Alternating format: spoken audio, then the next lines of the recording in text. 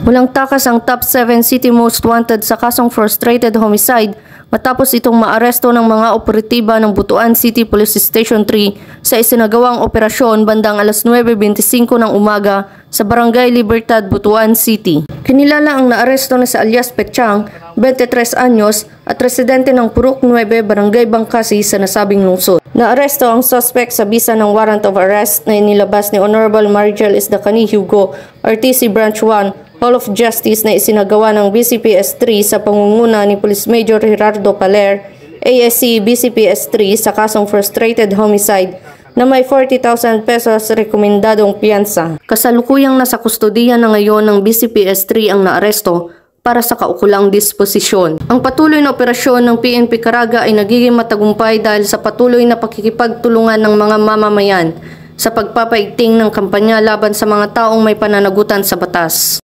Mula dito sa Police Regional Office 13, ako ang inyong PNN Correspondent, Patrolwoman Jacqueline Cabiles, alagad ng batas, taga-taguyod ng Balitang Pulis.